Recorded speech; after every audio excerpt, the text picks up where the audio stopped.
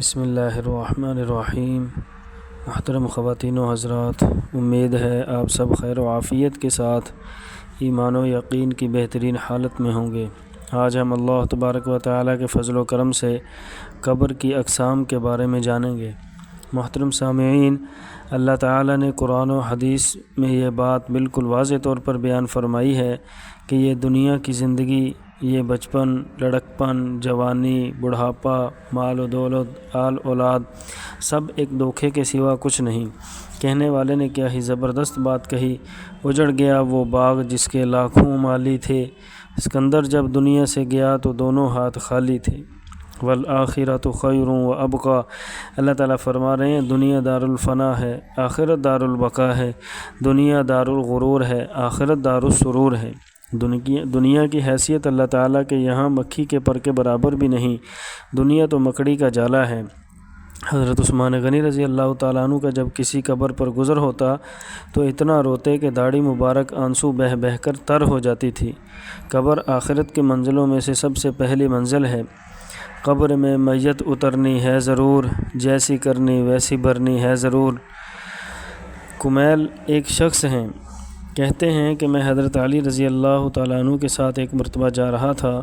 وہ جنگل میں پہنچے، پھر ایک مقبرہ کی طرف متوجہ ہوئے اور فرمایا، اے مقبرہ والو، اے بوسیدگی والو، اے وحشت اور تنہائی والو، کیا خبر ہے، کیا حال ہے؟ پھر ارشاد فرمایا کہ ہماری خبر تو یہ ہے کہ تمہارے بعد اموال تقسیم ہو گئے، اولادیں یتیم ہو گئیں، بیویوں نے دوسرے خاوند کر لیے۔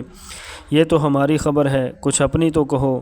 اس کے بعد میری طرف متوجہ ہو کر فرمایا، کمیل، اگر ان لوگوں کو بولنے کی اجازت ہوتی اور یہ بول سکتے تو یہ لوگ جواب میں یہ کہتے کہ بہترین توشہ تقویٰ ہے۔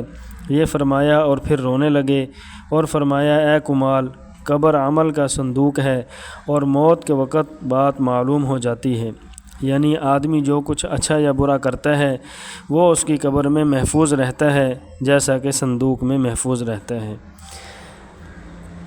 بہت سی احادیث سے یہ مضمون ثابت ہوتا ہے کہ نیک اعمال اچھے آدمی کی صورت میں ہوتے ہیں جو میت کے جی بہلانے اور انس پیدا کرنے کے لیے رہتا ہے اور اس کی دلداری کرتا ہے، اور برے اعمال بری صورت میں بدبودار بن کر آتے ہیں جو اور بھی اذیت کا سبب ہوتا ہے۔ ایک حدیث میں وارد ہے کہ آدمی کے ساتھ 3 چیزیں قبر تک جاتی ہیں: اس کا مال، جیسا کہ عرب میں دستور تھا، اس کے رشتہ دار اور اعمال۔ 2 چیزیں مال اور رشتہ دار دفن کر کے واپس آ جاتے ہیں، عمل اس کے ساتھ رہ جاتا ہے۔ حضور اقدس صلی اللہ علیہ وسلم نے ایک مرتبہ صحابہ کرام رضوان اللہ تعالیٰ علیہم اجمعین سے ارشاد فرمایا کہ تمہیں معلوم ہے کہ تمہاری مثال اور تمہارے اہل و عیال اور مال اور اعمال کی مثال کیا ہے؟ صحابہ کرام رضوان اللہ تعالیٰ علیہم اجمعین کے دریافت فرمانے پر حضور صلی اللہ علیہ وسلم نے ارشاد فرمایا کہ اس کی مثال ایسی ہے جیسے ایک شخص کے 3 بھائی ہوں اور وہ مرنے لگے۔ اس وقت ایک بھائی کو وہ بلائے اور پوچھے کہ بھائی، تجھے میرا حال معلوم ہے کہ مجھ پر کیا گزر رہی ہے، اس وقت تو میری کیا مدد کرے گا؟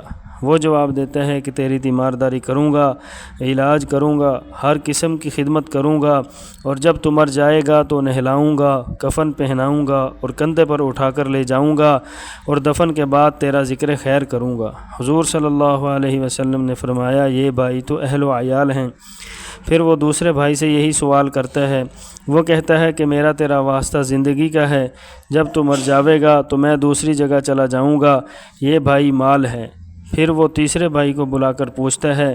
وہ کہتا ہے کہ میں قبر میں تیرا ساتھی ہوں، وحشت کی جگہ تیرا دل بہلانے والا ہوں، جب تیرا حساب کتاب ہونے لگے تو نیکیوں کے پلڑے میں بیٹھ کر اس کو جھکاؤں گا، یہ بھائی عمل ہے۔ حضور صلی اللہ علیہ وسلم نے فرمایا، اب بتاؤ کون سا بھائی کارآمد ہوا؟ صحابہ کرام رضوان اللہ تعالیٰ علیہم اجمعین نے عرض کیا، یا رسول اللہ صلی اللہ علیہ وسلم، یہی بھائی کارآمد ہے، پہلے دونوں تو بے فائدہ ہی رہے۔ بہرحال محترم سامعین، آج ہمارا موضوع تھا کہ قبر کے بارے میں۔ تو فرمایا کہ قبر 2 طرح کی ہوتی ہے، ایک کو لحد یا بغلی قبر کہتے ہیں، یہ مسنون ہے۔ دوسری کو شق یا صندوقی قبر کہتے ہیں۔ جہاں کی زمین سخت ہو وہاں بغلی قبر بنانا سنت ہے اور صندوقی بنانے میں کچھ مذائقہ نہیں، اور جہاں زمین نرم ہو اور بغلی بنانا ممکن نہ ہو تو پھر صندوقی قبر بنانا ہی متعین ہو جائے گا۔ بغلی قبر بنانے کی ترکیب اور طریقہ یہ ہے کہ میت کے قد سے کچھ زیادہ لمبا اور نصف قد کے برابر چوڑا اور نصف قد یا اس سے زیادہ یعنی سینے تک یا پورے قد کے برابر گہرا گڑھا کھود کر اس کی نچلی سطح پر قبلہ کی جانب میں اندر کو بغل میں زمین میں اسی قدر لمبائی کا ایک گڑھا خول سا بنایا جائے جو اتنا چوڑا ہو کہ پوری میت اس میں آسانی سے رکھی جا سکے۔ اس بغلی خول کو لحد کہتے ہیں۔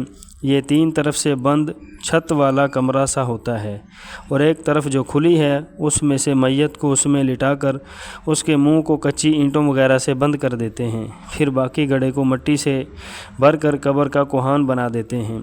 صندوقی قبر کی ترکیب یہ ہے کہ پہلے اسی طرح میت کی لمبائی سے کچھ زائد لمبا اور نصف طول کے برابر چوڑا اور نصف قد کے برابر گہرا گڑھا کھودا جائے، پھر اس گڑھے کے وسط میں نالی کی مانند ایک گڑھا تقریباً نصف قد کے برابر گہرا میت کے رکھنے کے لیے کھودا جائے جس کو حوضہ کہتے ہیں، اور اس کے دونوں طرف کچی اینٹیں یا پتھر کے چوکے وغیرہ لگا دیں۔